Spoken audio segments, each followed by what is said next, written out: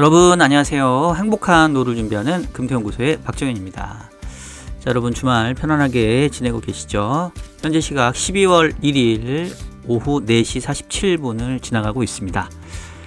벌써 이제 12월입니다. 올 한 해도 다 지나가고 한 달밖에 남지 않았는데 여러분 한 해 마무리 잘 하셨으면 좋겠고요. 이제 한 달밖에 안 남았으니까 사실은 뭐 할 게 없기는 해요. 뭐 지난 11달 동안 뭐 아무것도 안 하다가 마지막 한 달을 바짝 할 수는 없으니까. 그렇지만 그래도 항상 이 마무리가 중요하니까 이 12월 한 달이라도 잘 여러분 마무리 하셨으면 좋겠고요. 자, 이제 올해도 12월 한 달밖에 안 남았는데 올 한 해의 그 전체적인 자산시장의 흐름들을 살펴보면 참 아쉬운 부분이 많죠. 일단은 YTD 기준으로 한번 살펴보면 다우가 19%, S&P 26%, 나스닥 28%, 미국 시장은 뭐 전년도에 이어서 두 자릿수의 아주 매우 가파른 상승률을 보였고요. 상해 항생은 작년에 마이너스 5%, 마이너스 17%가 올해는 11%, 14% 정도에서 좀 지난해 부진을 회복했고, 니케이도 마찬가지로 올해 좀 회복을 했는데 한국 시장이 사실 제일 안타깝죠. 작년 뭐 16%, 26% 코스닥이 했던 게 올해는 마이너스 7%, 코스닥은 마이너스 21% 하면서 물론 이제 작년에 올랐으니까 뭐 올해 좀 빠졌다라고 볼 수 있긴 하지만 미국 시장과 비교해 보면 상당히 좀 아쉬운 모습을 보였다라고 볼 수 있겠고, 근본적인 거는 뭐 미국 제외주의, 미국 우선주의, 트럼프의 당선 이전에도 미국 경제만 잘 나가는 구조가 있었고, 그 다음에 이제 올해 중국이라던가 일본 같은 경우는 중국은 특히 강력한 경기 부양책들이 지금 나와주면서 최근에 뭐 주가가 다시 고점 대비는 하락하긴 했지만 그래도 연중에는 그래도 상승세를 좀 보였고요. 뭐 일본 같은 경우는 이제 그동안에 이 대규모의 경기 부양책, 이제 저금리 정책, 그리고 그에 따른 엔화 약세 뭐 이런 부분들이 조금 어느 정도 이 자산 시장에는 좀 영향을 줬지 않나라는 생각이 들고요. 반면에 이제 국내 시장은 제가 계속 지적을 했지만 마땅한 경기 부양책들이 좀 없다. 재정 정책은 국가 부채로 손발이 묶여 있고, 통화 정책은 이 가계 부채와 부동산으로 인해서 이 금리 인하 시기를 좀 놓치면서 결과적으로는 별로 크게 성장에 기여하지 못했던 이제 그런 부분도 있었고, 그다음에 뭐 정치적인 부분으로 어떤 정치적인 성향을 떠나서 지금 한국 정치가 전혀 경제나 성장이나 자산시장에는 긍정적인 영향을 주지 못하고 있죠. 뭐 서로 아주 그냥 뭐 치열하게 대립을 보여주고 있고, 내년도 지금 예산을 둘러싸고도 마찬가지고, 그 다음에 뭐 정책에 대한 뭐 금투세도 그렇고 상법 개정도 그렇고 뭐 여러 가지 것들이 계속해서 대립 일변도이고, 어떻게 보면은 정책이 부재한 상황, 정치를 기대할 수 없는 상황이 한국 시장에 상당한 큰 또 악재로 좀 작용하지 않았나라는 생각이 좀 들고요. 자, 그런데 이 와중에 지난주에 한국은행에서 이제 전격적으로 금리 인하를 지금 단행을 했습니다. 사실은 제가 지난주에 그 영상을 찍을 때 이제 뭐 지난주 영상 들으신 분은 아시겠습니다만은 이제 IMF의 충고, 바보야 문제는 성장이야 이러면서 IMF가 연례 협의회를 다녀갔는데 결국은 한국은행에도 이 조금 은밀한 압박을 가했다. 지금 뭐 외환시장이 문제가 아니라 한국 경제의 성장의 하방 리스크가 크니까 좀 금리 인하에 대한 필요성을 에둘러 표현했다라는 말씀 좀 드렸고, 그 다음에 이제 한 일주일 전부터 외국인들이 미친 듯이 국채 선물 시장에서 선물 매수를 하는 걸 보니 뭔가 좀 금리 인하에 대한 어떤 얘기들이 좀 오가는 것 같다라는 말씀을 제가 드렸잖아요. 근데 사실은 저도 지난주 금토기에서 바로 금리를 인하할 줄은 몰랐어요. 왜냐하면 한국은행 총재가 그동안 이 금리 인하에 대해서 상당히 부정적인 발언들을 많이 했었고, 특히나 8월 금통위에서의 금리 인하에 대한 압박을 뭐 지금 현재 한국 경제가 처한 상황을 감안해 보면 금리 인하가 오히려 득보다 실이 크다. 특히나 그 당시에 가계부채와 부동산 대책 이런 부분들이 상당히 좀 안 좋았기 때문에 오히려 이제 좀 그런 것들을 좀 눌러주는 차원에서 이제 금리 동결을 했었고, 그 다음에 이제 10월에 이제 금리 인하를 하긴 했지만 그 10월 금리 인하도 좀 마지못해 하는 듯한 모습이었고, 또 최근에 트럼프 당선 이후에 이 외환 시장이 좀 불안한 모습을 보였기 때문에 뭐 금리 인하에 대한 전혀 시그널이 이런 부분이 좀 없었단 말이에요. 그래서 제가 지난주에 영상에서도 금리 인하 가능성을 조금 내비쳤었을 때 우리 구독자분들 중에서도 상당히 좀 불편한 시각, 지금 뭐 금리 인하해서 도움이 되나, 만약에 금리 인하 했는데도 도움이 안 되면 어쩔 거냐 뭐 이런 어떤 조금 불편한 심기를 드러내시는 분들도 많았는데, 근데 그냥 덜컥 해버렸단 말이에요. 그래서 제가 이제 그거 관련해서 뭐 급하게 이제 금요일 날, 목요일이었나? 3% 요청이 있어가지고 좀 방송에도 출연을 했었는데, 사실 그날은 제가 별로, 좀 솔직한 얘기를 못 하겠더라고요. 왜냐면 뭐, 마치 이제 금리 인하도 예측을 못한 사람의 이제 어떻게 보면은 그 변명이나 핑계거리처럼 비춰질 것 같아서, 그냥 그럼에도 불구하고 금리 인하 잘했다, 내가 요번에 할지는 예상 못했지만 난 그래도 잘한 것 같다, 이런 말씀을 드렸던 게, 결국은 지난 제가 그 영상에서도 얘기했습니다마는 결과적으로는 성장의 하방 리스크를 그 방어하기 위한 적극적인 재정 및 통화 정책이 필요하다라는 입장이었고, 이제 그게 저는 빨리 나와줬다라는 측면에서는 이제 그래도 잘했다라고 보는데, 근데 문제는 이게 모양새가 별로 안 좋았어요. 모양새가 별로 안 좋았다는 게, 결과론적으로 살펴보면 보세요. 지금 목요일 날 금리 인하 했죠. 그러면 적어도 목요일이나 금요일 날은 뭐 시장에 좀 긍정적인 영향이 있어야 됐을 거 아니에요. 근데 보세요. 목요일 날 금리 인하 했는데 금요일 날 코스피가 마이너스 1.95% 하락을 했고, 코스닥도 마이너스 2.33%나 빠져버렸고요. 그 다음에 외국인들 보면은 14주 연속으로 순매도, 지난주에도 1조 7천억 순매도를 기록을 했고, 금리 인하 있었던 목요일 금요일도 4천억, 뭐 7조 5천억, 뭐 도합해서 그냥 전혀 금리 인하에 대한 부분들은 지금 어느 누구도 이거를 별로 이렇게 달갑게 내지는 밸류를 쳐주고 있지 않고 있는 거죠. 자, 그러면 이제 왜 이런 모습이 나타나느냐? 결국은 제가 뭐 여러 차례 말씀을 드렸습니다만은, 금리 인하라고 하더라도 이게 좋은 금리 인하가 있고 나쁜 금리 인하가 있다. 좋은 금리 인하라는 건 뭐냐? 경기 하강이 앞서 나타나기 전에 선제적으로 금리 인하를 하거나 내지는 금리 인하의 속도를 높여주면서 경기가 떨어지는 것보다는 금리 인하를 가파르게 해주면 그게 좋은 금리 인하다. 그게 지금 대표적으로 저희가 판단하기로는 9월에 있었던 연준의 50bp 비컷이죠. 그 당시에 미 연준은 경기에 대해서 상당히 좀 애매한 그런 상황 속에서 50bp라고 하는 어떻게 보면은 예상보다 상당히 서프라이즈한 금리 인하를 한 거죠. 그리고 그 당시에 파월 의장이 얘기했던 게 뭐였냐면, 금리 인하를 통해서 경기를 부양을 해야 될 때는 경기가 안 좋아져서 실업자가 넘쳐나는 때가 아니라 그런 일이 발생하기 이전에 먼저 해야 된다. 그러니까 결국은 우리가 요번에 50bp 금리 인하 한 거는 이른바 선제적인 금리나 보험성 금리나였다라는 거예요. 그러니까 자화자찬하는 거죠. 근데 어쨌든 그 후로 미국의 금융시장의 움직임, 자산시장의 움직임은 어떻습니까?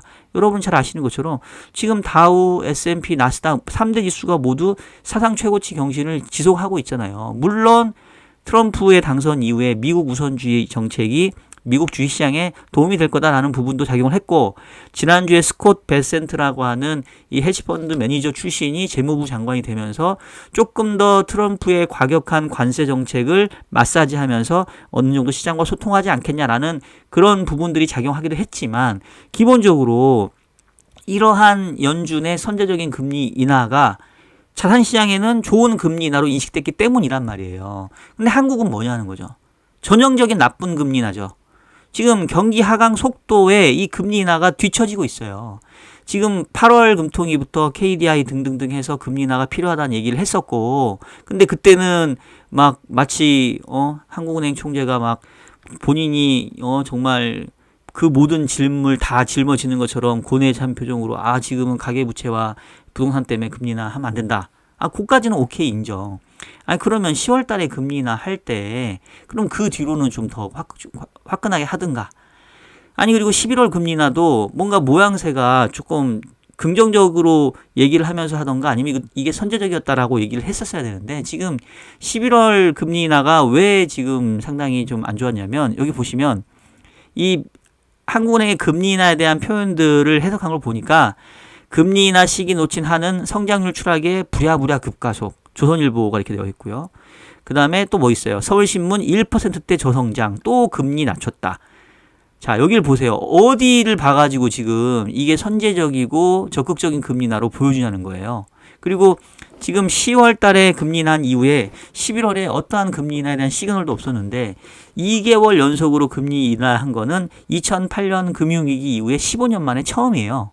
그러면 사람들이 이제 뭘 느끼냐면 이 금리 인하가 왜 했을까? 왜 갑자기 2달 연속이나 부랴부랴 했을까? 그만큼 경기가 안 좋다는 얘기인가? 이렇게 오해할 수밖에 없죠. 그리고 실질적으로 11월 금통위 이후에 함께 발표됐던 수정 경제 전망 표를 보시면 지금 올해 성장률을 기존에 2.4에서 2.2로 낮췄고 내년도를 2.1에서 1.9로 또 낮췄고 지금 2026년 첫 번째 2026년도에 대한 전망치를 내놓으면서 1.8까지 내놨단 말이에요. 지금 보시면 올해 2.2, 그 다음에 내년도 1.9, 그 다음에 내년도 1.8, 내후년 1.8 그러면 지금 경기의 흐름 자체가 올해보다 내년은 안 좋은데 내년보다 내후년 더 안 좋네? 성장에 대한 하방에 대한 우려가 상당히 높아져 있잖아요. 실질적으로 그렇게 얘기를 했고 그리고 금통이 있었던 그 오후에 있었던 한국은행의 경제전망 발표 때도 발표하는 한국은행 내부 관계자들이 경기에 대해서 상당히 우려하는 시간을 보냈고 이게 지금 한 달 만에 바뀌었다고 지금 한 달 만에. 그러니까 제가 지금 사실은 되게 열받는 거예요 지금. 그러니까 총재가 제가 지난주에도 아니 뭐 한국은행 총재로서 한국의 교육 사업에 교육 환경에 부정적인 어떤 영향들 교육의 부정적인 뭐라고 해야 되나 문제점들 이런 거 지적하는 게 좋고 강남에 위치 있고 뭐 부동산 시장 이런 거 얘기하는 거 좋은데 본연의 임무에 충실하셨어야 되는 거 아니냐. 지금 10월만 하더라도 성장에 대해서 내년에도 잠재 성장률 이상을 웃도는 성장이니까 이건 자기는 경기가 나쁘다고 생각하지 않는다라고 얘기했던 분이 불과 지금 한 달 만에 성장률 전망치 이렇게 뒤집어 까면서 금리 인하도 이렇게 아무 신호 없이 한다? 그러고 나서 시장에서 받아들이는 거는 이 금리 인하가 경기를 부양하기 위한 게 아니라 경기 하방에 대해서 지금 늦었기 때문에 뒤늦게 쫓아가는 후행적인 금리 인하로 인식하게 만든다? 이게 도대체 금리 인하에 대한 이게 보람이 전혀 없잖아요, 지금. 이런 게 가장 대표적인 나쁜 금리 인하라고요. 그러니까 이거는 금리 인하를 해도 욕먹는 거예요, 지금. 그러니까 안 하는 것보다 나았다고 생각하지만 25p라고 하는 금리 인하라는 그 얼마 남지 않은 총알을 쓸 거면 효과적이고 계획적이고 선제적으로 썼어야 되는데 이거는 시장에 아무런 보람이 없어요, 지금. 지금 이제 이런 상황이면 어떻게 되냐면 25p 금리 인하만 가지고는 택도 없다. 그러면 향후에 금리 인하 폭을 더해야 이게 이제 효과를 낼 거란 말이에요. 그러니까 지금 당장 얘기하는 게 금통위원 본인 빼고 6명 중에 3명의 금통위원이 향후 3개월 이내에 금리 인하 추가 가능성을 얘기하고 있다. 이런 얘기하고 있고 통방문에도 보게 되면 금리 인하에 대한 속도를 고민하겠다. 그러니까 이미 금리 인하는 하겠다라고 방향은 정해놓고 금리 인하의 속도만 조정하겠다. 이렇게 나와버렸죠. 그러면 시장에서는 이게 이제 금리 인하라고 하는 게 별로 어떤 새롭거나 어떤 그런 의미도 없는 거예요. 그래서 제가 봤을 때는 참 안타까운 게 이게 결국은 이 정책이라고 하는 거는 이 잘 디자인돼서 공조 형태가 나와야 되거든요. 그러니까 가계부채에 대한 부담을 한국 기재부나 정책당국이 대출 규제를 통해서 잡아주고 한국은행이 금리 인하한 건 오케이. 그 10월까지는 세트였단 말이에요. 그러면 두 번째 금리 인하는 한국은행 단독으로 움직일 게 아니라 예를 들면 정부의 뭐 예산 편성이나 뭐 정부의 재정 정책에 대한 부분이나 이런 거하고 함께 같이 나와줬어야지. 그러려면은 제가 봤을 때는 11월 요때보다는 오히려 내년도 넘어가서 지금 한국이 예산안 편성에 대한 부분들을 지금 심사하고 있으니까 물론 이것도 지금 야당이 예산안은 축소해가지고 지금 뭐 통과시켜가지고 본회의에 한다 만나 뭐 되게 시끌시끌한데 어쨌든 내년도 예산 어느 정도 확정된 다음에 부족한다 싶으면 내년도 초에 뭐 진짜 추경을 하든지 아니면 어떤 세밀한 정책적인 지원 정책이 나오고 금리 인하도 같이 패키지로 들어가서 정말로 그 거시경제 정책을 총괄하는 뭐 한국은행, 기재부, 금감원 등등등이 모여가지고 옛날에는 그런 모습들이 많이 있었거든요. 옛날에는 그렇게 해서 종합적으로 경제 수장들이 다 모여가지고 우리가 이러이러한 정책들을 조화롭게 해서 펴겠다라고 딱 뭔가 내놨어야 이게 의미가 있는 건데 그냥 중구난방 각자 이렇게 해버리면 이거 아무 의미가 없. 그러니까 약발이 떨어진다는 얘기예요 지금. 여러분 제가 지금 약간 흥분한 거 보이시죠? 느껴지시죠? 솔직히 제가 지난주 목요일날 금리 인하 하고 내가 너무 열받는 거예요. 왜냐하면 첫 번째 열받은 건 아까 얘기했던 것처럼 금리 인하 시그널 없이 그냥 툭 했다. 근데 그 전에 외국인들은 미친 듯이 샀다. 그러니까 또 느끼는 게 외국인들한테는 알려줬네. 이 외국인들한테 알려줬다라는 표현이 되게 위험한 발언일 수 있는데 제가 옛날에 애널리스트 할 때 그런 경험이 있어요. 제가 로컬 한국 증권회사에 있는 애널리스트고 외국계 은행에 있는 한국인 애널리스트야. 이 사람 한국 사람이야. 한국말 잘해. 근데 이 사람이 그 해외에 있다가 출장을 와요. 홍콩이나 싱가포르에 베이스가 있으니까. 그럼 와가지고 이제 저하고도 소통을 하는데 뭐 오후에는 뭐 하세요? 그러면 한국은행 미팅이 있습니다. 내일은 뭐 하세요? 기재부 미팅이 있대. 너무 열받는 게 한국의 로컬 애널리스트들은 기재부나 한국은행을 못 만나요. 근데 외국계 은행의 애널리스트들은 한국에 출장 나오면 한국은행하고 기재부를 만나. 걔네가 만나준다고요. 그럼 만나면서 무슨 얘기 하겠냐고. 대충 어떤 변화나 이런 것들 얘기할 수 있다고요. 그러니까 이게 어떻게 보면 역차별이고 이번에 국내 기관들이나 국내 언론사 보면 이번에 금리 인하 할 거 아무 생각 못했어요. 왜냐하면 우리가 무능해서 못한 게 아니라 한국은행 총재가 외환시장이 불안해가지고 그 부분도 고민해야 된다고 얘기하니까 환율이 1,400원을 넘나드는데 에이 2달 연속 설마 금리 인하 하겠어? 라고 생각하는 게 너무 당연하죠. 근데 외국인들은 제가 말씀드렸죠. 미친 듯이 선물 사기 시작했다고 18일부터. 그러니까 그런 이게 또 오해를 할 수밖에 없는 거지.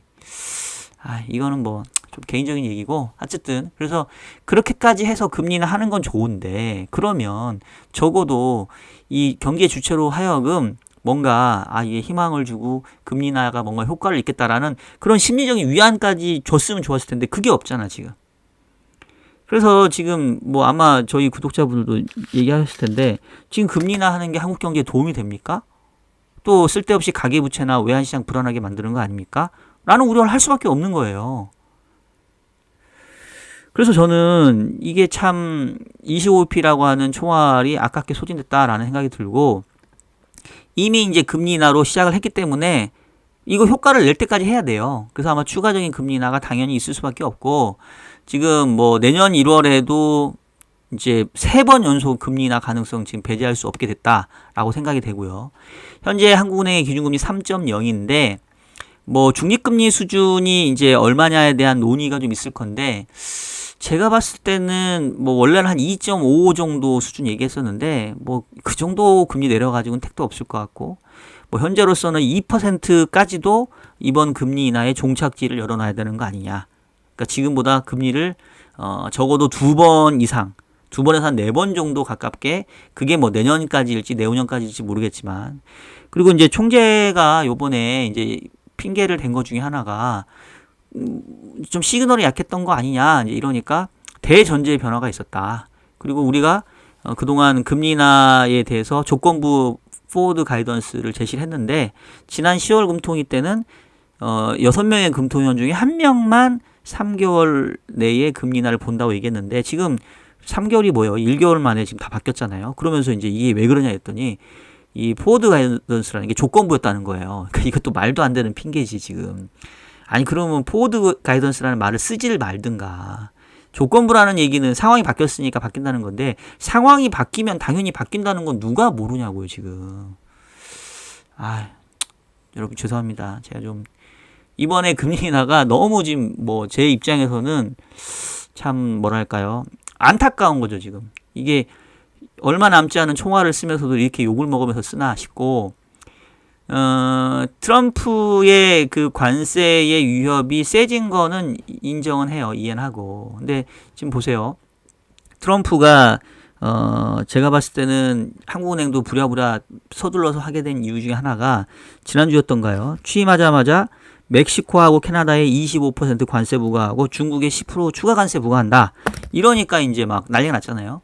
근데 지금 보세요. 지금 캐나다 총리 같은 경우는 관세 위협하자마자 트럼프 자택에 날아가가지고 말하라고인가 나가가지고 바로 그냥 이렇게 하면서 어떻게 하면 우리가 뭐 저기 도와줄 게 있을까요? 캐나다에서 유입되는 불법 이민 문제하고 마약 문제가 이제 부담이라면 우리가 그거 할게요. 이런 식으로 지금 하고 있다는 얘기 이거 지금.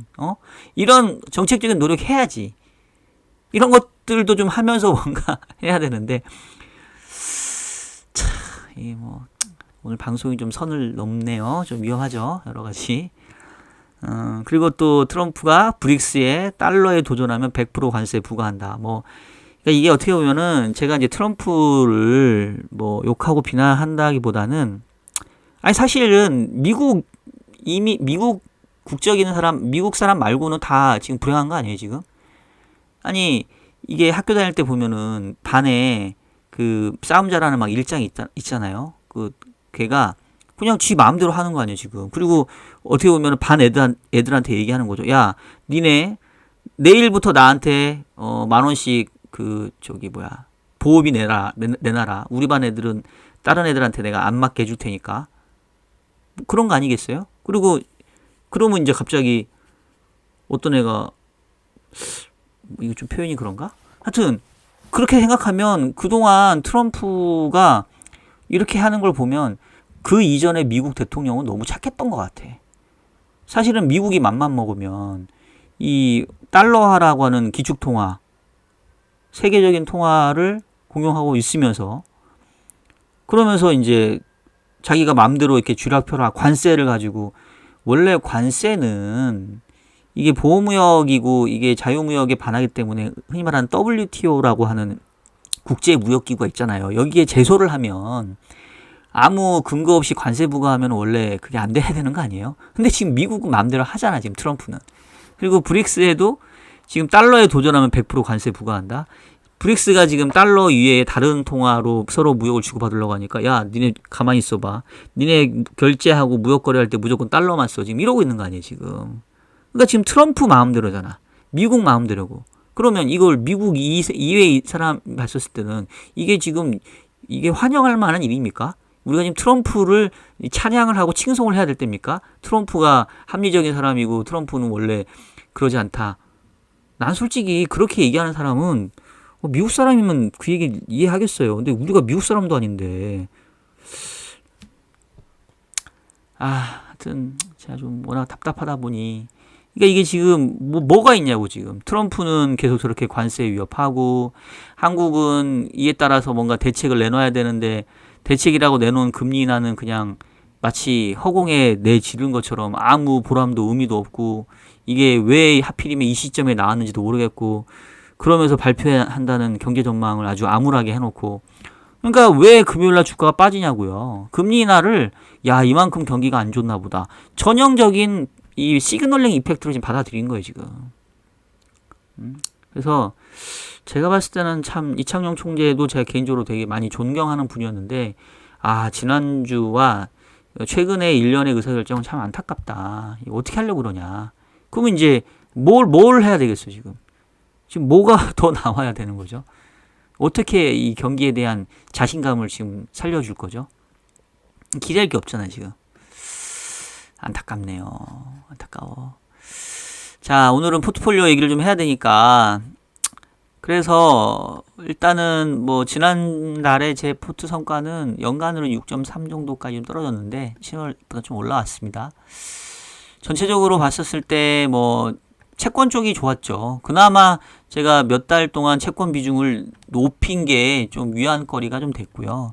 지금 뭐 반도체 그 다음에 최근에는 그 방산, 그 다음에 2차 전지, 이 3대 업종이 다 안 좋아, 지금. 지금 월간으로 보면, 반도체, 소부장, 2차 전지, 화장품, 또 최근에는 방산까지 해가지고, 한국의 주력 산업들이 다 안 좋습니다, 지금. 그러니까 지금 주식이 지금 뭐 올라올 수가 있겠냐고, 지금.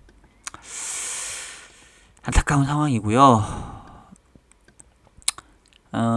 그럼 이제 어떻게 대응할 거냐.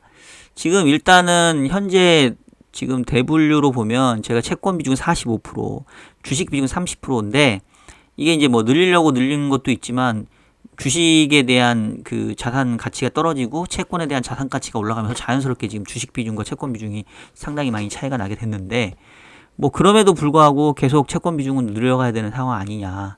주식은 미국 주식은 계속 저는 밸류에이션에 대한 부담이 있고 한국 주식은 매우 싸지만 모멘텀 자체가 없다 보니 결국 뭐 답은 채권에서 계속 찾을 수밖에 없지 않나 싶고 세부 섹터로 봤었을 때는 그 이제 국고채 금리가 이제 너무 많이 떨어졌어요. 한국 금리가. 그래서 사실은 뭐 한국 금리도 괜찮지만 이제 미국채 금리가 밸류에이션에서 좀 메리트가 있다라고 좀 생각이 되거든요. 지금 미국 10년짜리 금리를 보시면 어딨어? 미국 10년 금리가 한때 4.5 갔던 게 지금 4.18까지 떨어졌어요. 지난주 금요일 날도 지금 10몇 bp 정도 좀 하락을 했습니다. 근데 아직도 금리 레벨 보면 좀 전체적으로 높아 보이죠. 추가적으로 하락할 놈이 많이 있다는 거고 반면에 우리 국고채 10년 금리를 보세요. 지금 연중 최고치를 깨고 내려왔습니다.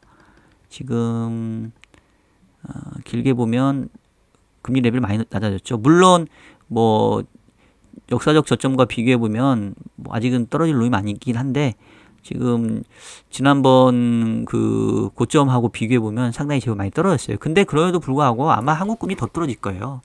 왜냐면 지금 뭐 비전이 없는데 뭐 성장은 눈에 안 보이고 내년도에 1%대, 내후년에도 1%대 성장.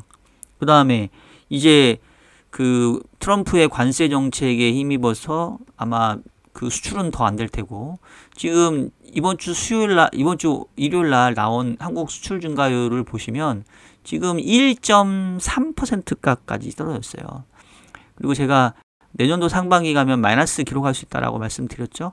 수출 증가율 자체가 지금 보시면 그림이 작년 10월께부터 확 올라갔다가 한동안 두 자릿수 증가율 기록하면서 쭉쭉쭉 떨어지고 있거든요. 지금 이제 1.4인데 뭐 이런 형태라고 한다면 내년도 상반기는 뭐 수출 증가율 마이너스겠죠. 성장에 오히려 역기여를 한다는 얘기고 그러면 지금 수출이 마이너스로 하는데 내수가 받쳐줄 수 있냐? 뭐 민간 소비 지금 기사 보면은 뭐 이 부동산 업종 그다음에 뭐 그 기업들의 소비도 매출도 크게 줄었고 뭐 날씨까지 이래가지고 백화점 소비 줄었고 뭐 이런 얘기 나오잖아요. 지금 민간 내수가 좋을 게 없잖아요. 자, 그래서 사실 금리 인하라고 하는 게 그럼에도 불구하고 이게 왜 해야 되냐면 이게 금리라는 게 일종의 그 뭐라고 해야 되나 그냥 눈높이를 맞춰줘야 되는 거예요.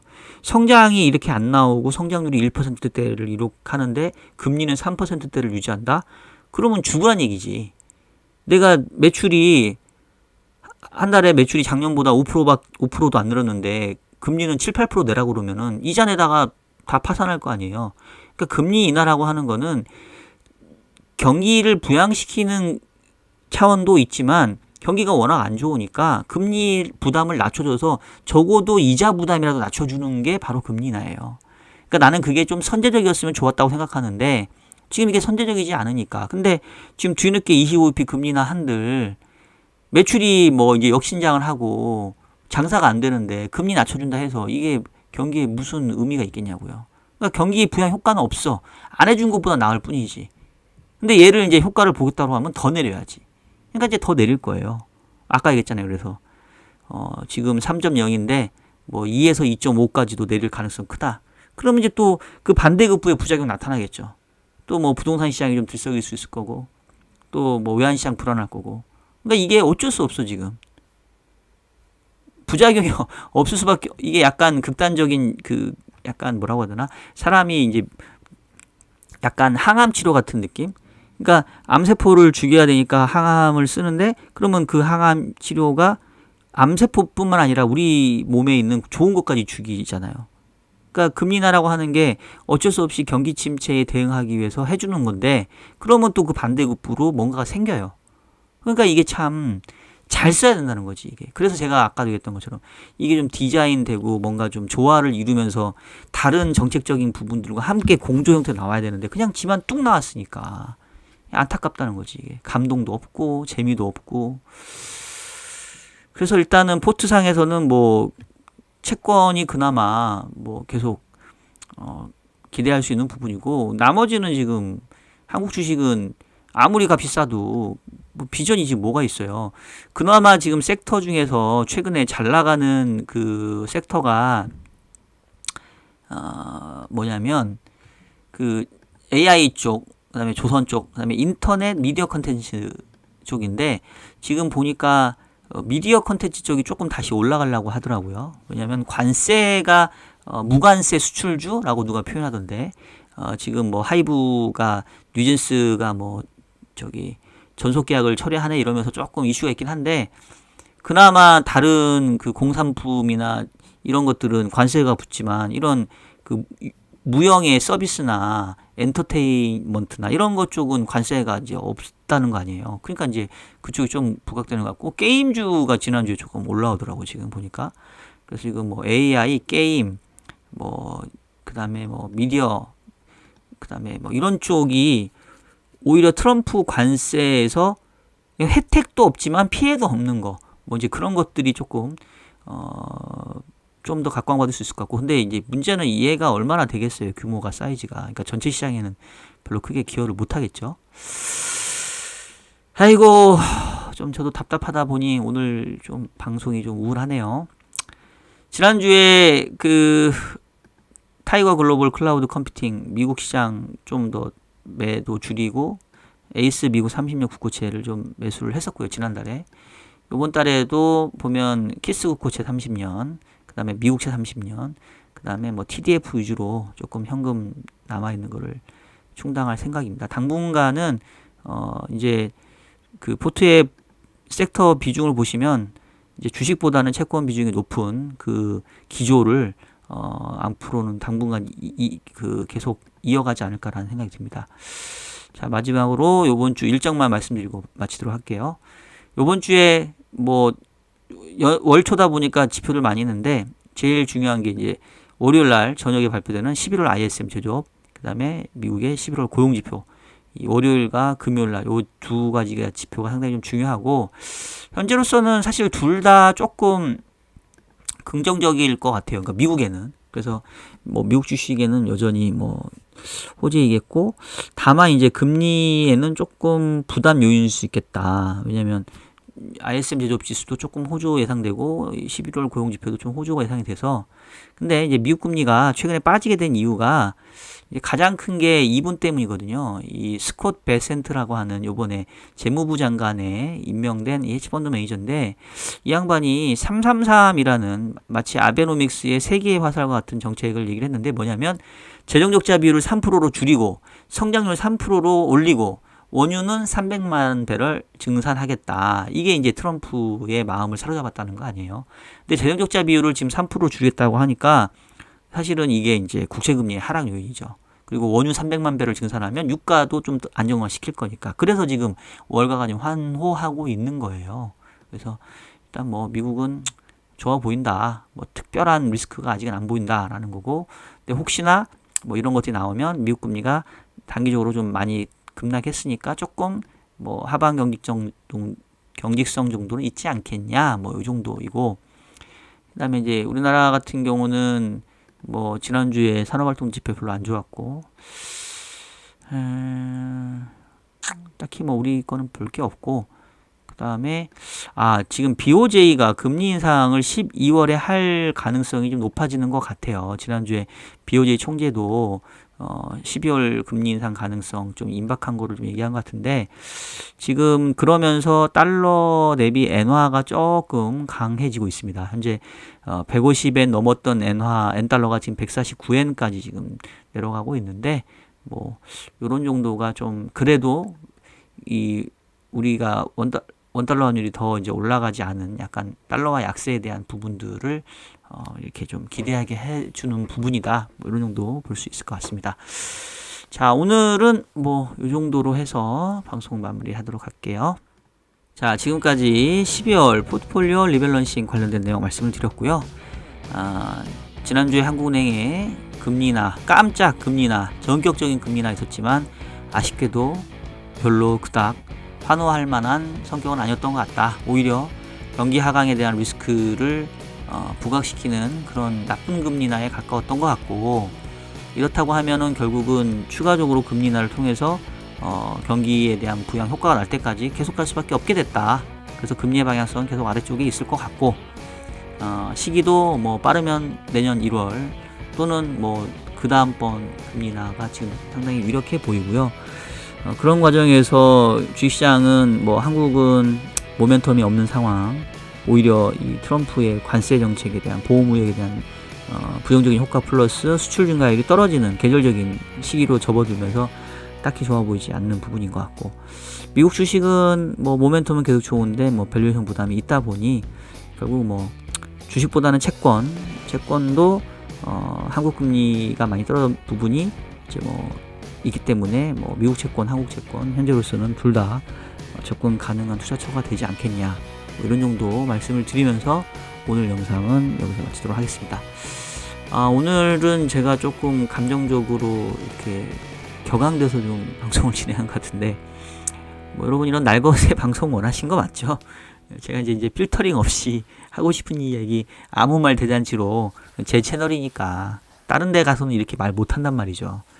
이렇게 말씀드렸으니까요. 뭐 또 여러분들 다양한 생각들 남겨주시면, 또 여러분들은 어떻게 생각하는지, 내가 너무 극단적으로 좀 생각한 건지, 뭐 저도 여러분들 생각과 조금 제 생각을 좀 이렇게 비교할 수 있도록 많은 댓글을 부탁드리도록 하겠습니다. 자, 그럼 오늘 영상 여기서 마치도록 하겠고요. 저는 다음 주 일요일에도 좀 더 재밌고 유익한 내용으로 찾아뵙도록 하겠습니다. 여러분 다음 주에 뵐게요. 안녕.